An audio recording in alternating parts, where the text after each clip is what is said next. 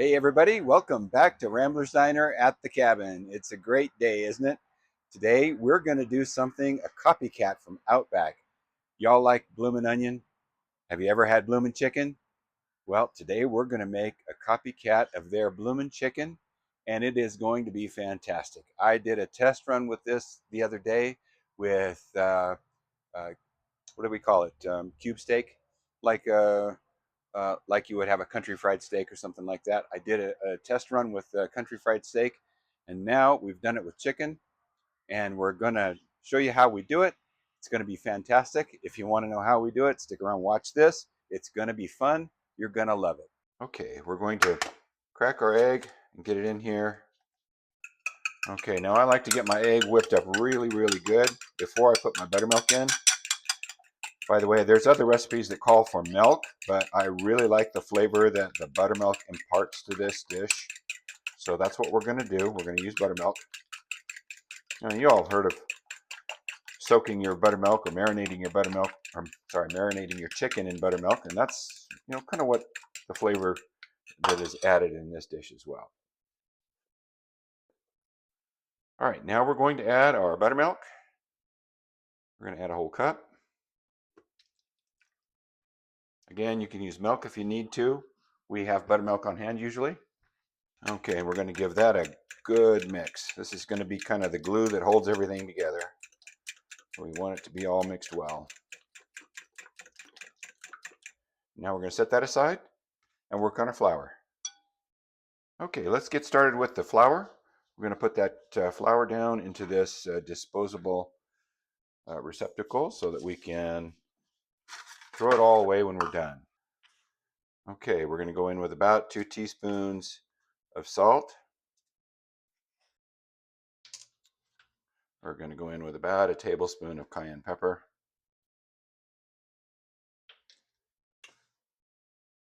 A couple teaspoons of paprika.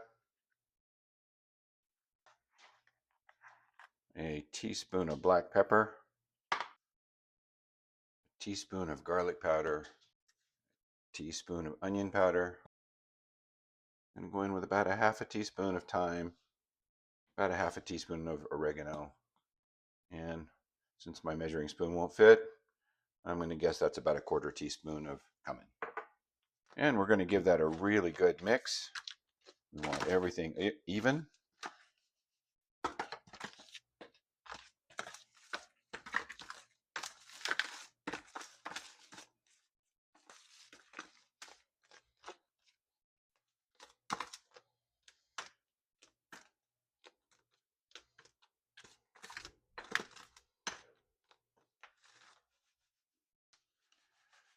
Okay, our dredge is about ready. Let's prepare our sauce. All right, let's get going on our sauce. So as I showed you before, we're using Kewpie. And you might think that I've just kind of fallen on the bandwagon of using this new mayonnaise that's from Japan. Well, let me tell you, I've been using this since 1985. We used to live in Japan. We love this stuff, so that's what we use. So we start with the Kewpie. Okay, we're going to go in with a teaspoon or so of paprika. Maybe about a half a teaspoon of cayenne.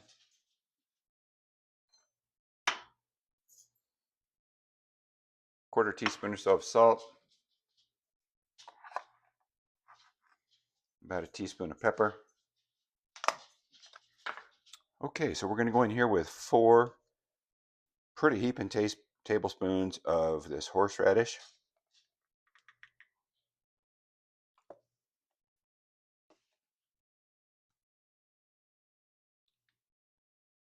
Two, 3, and 4. By the way, this is Bookbinder's horseradish. We find that it's really good stuff. It's the prepared kind. Use it for our prime ribs and everything. It's fantastic. And we're going to put in, you know what, let's eyeball this. About 4 tablespoons of chili sauce.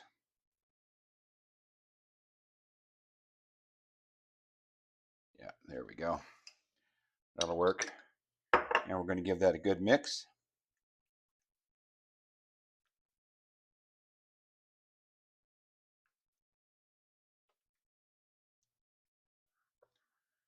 Okay, we're just about there. I like what I see. I'm going to go grab a spoon and taste it. Okay, let's give that a try and see how close we came. Oh, that's good stuff. You're going to love this. Okay, so I've got 2 pieces of chicken breast here. They're quite large, and it would be very difficult to cook them evenly. So what we're going to do is we're going to cut the tail off of the end here, this part right here.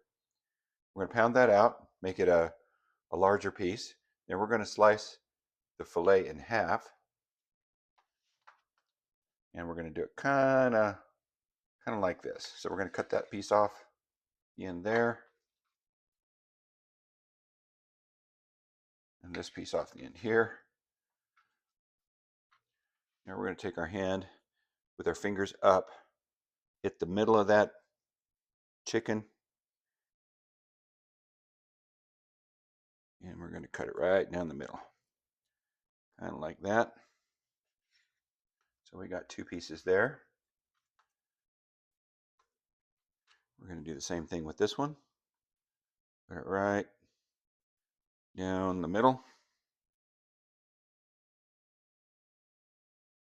Make sure we get it as even as we can.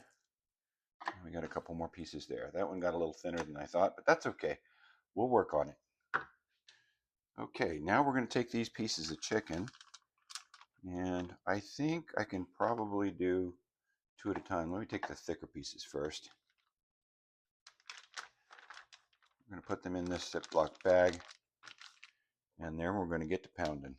We're going to pound them out flat. Try to get them to about 1/4 to 1/3 of an inch thick.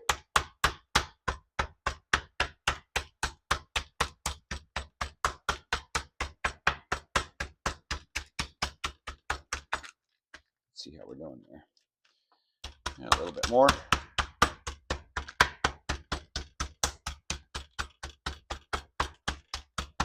Let's get this guy.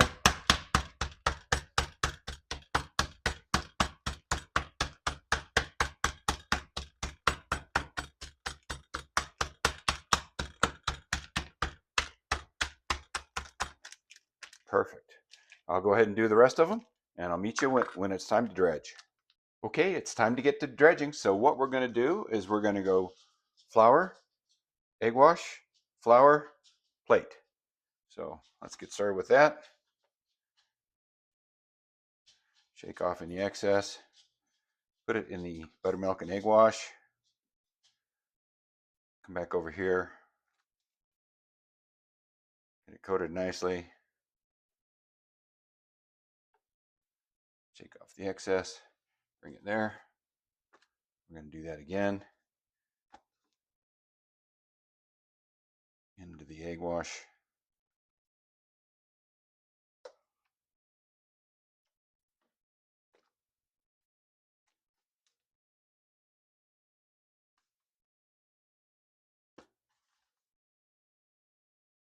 All right. We'll just go ahead and do the rest. We'll bring it back when it's time to fry. We're going to fire up the Blackstone, and we're going to cook these things on the Blackstone in this foil pan. Now, some people think this is dangerous. Yeah, it might be, but I think it's less dangerous than cooking over an open fire. We don't have a fryer, so we're cooking it this way, and it'll just help the Blackstone maintain its seasoning. So I'm going to go in with some canola oil. I prefer peanut, but I don't have any up here in the mountains, so I'm going to go in with some canola oil, and I'm going to try to get, I'd say 1/3 to 1/2 of an inch of oil in there.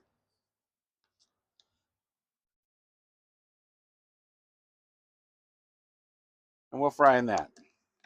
All right, our oil has come up to temp. We're just about 350 degrees. So we're going to go ahead and get started. Okay, we're going to try to lay away from us.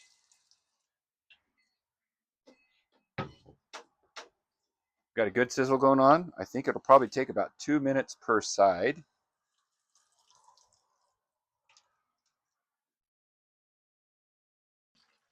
Okay, it's been going for about a minute and a half. Let's turn it over and check it. Oh, it's looking really good. Look at that. Looking really good. So I'm going to give it another minute, minute and a half, and then we'll temp it, see where we're at.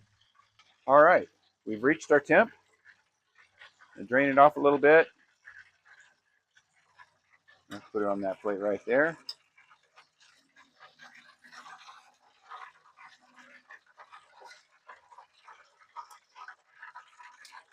And let's get the rest of them going. Okay, we're going to get these other two pieces in. We had 6 pieces altogether, but guess what? Our mutt ate 2 pieces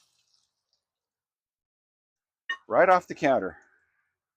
So we've got 4 pieces, just enough left for us. I was going to save those 2 extra pieces for a sandwich tomorrow, but that's okay. Okay, we're going to turn these guys, and we're going to give them another minute or so. We'll temp them and see where we're at.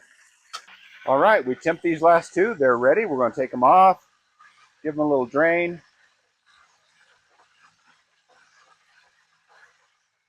and put them on the plate.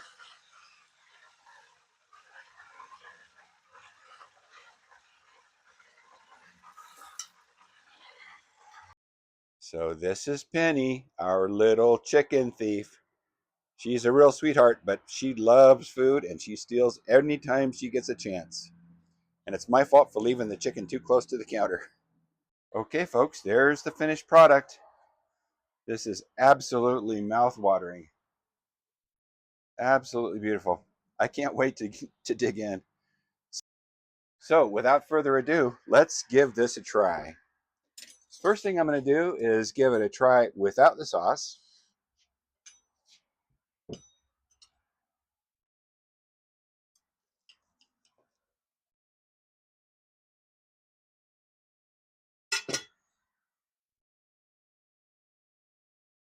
Heaven, I'm in heaven. That is fantastic. Now, let's give it a try by dipping it in that sauce just a little bit.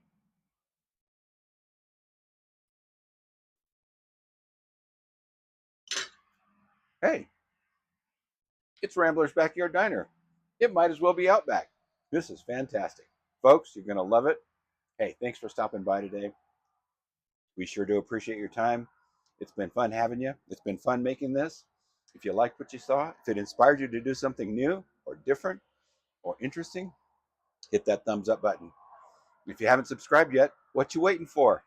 Subscribe. So you don't miss anything that we do here at Rambler's Backyard Diner. Thanks again for stopping by. Have a great day, and we will see you next time.